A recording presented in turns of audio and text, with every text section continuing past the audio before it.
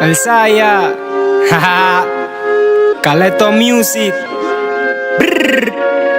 Peladito, mongolito, di que pa' mí se pusieron, me tiraron. Pero ninguno aquí me ha ganado, aunque quieran, aunque vuelvan a nacer. Porque a todas sus chicas se las lleno de placer.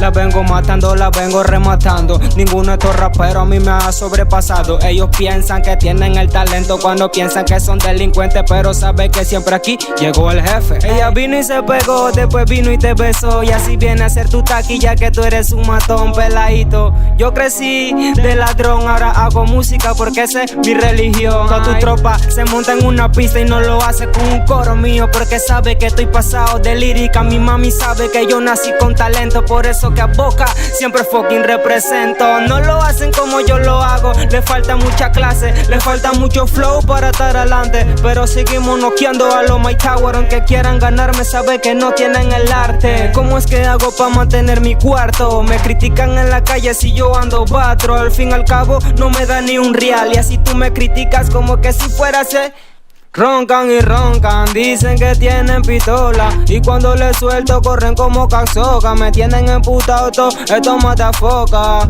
que mi nombre todos mencionan. Roncan y roncan, dicen que tienen pistola, y cuando les suelto corren como caxoca. Me tienen emputado estos matafocas, estos matafocas. Ey, papi, tú te metiste en lío, tú sabes que del gueto soy el mal parido. De ninguno de ustedes yo me confío, y de todo lo que cantan siempre yo me río. Ay, esto es allá y maná, te doy letra pa' que tenga, letra pa' llevar. Aquí llegó el menor, cabrón, nace Panamá, el único que canta. Amigueto, toda la realidad. Bueno, entonces yo le meto fuego, ahí vamos repartiéndole, como sea te quemo.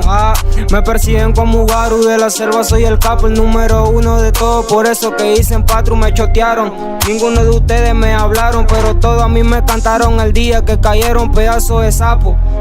Y así tú roncas que tú eres malo, o te jodo con un palo. Solamente marca duro pa' que veas cómo te la jalo. Todita en la cara, maricón, yo te la descargo. Brr.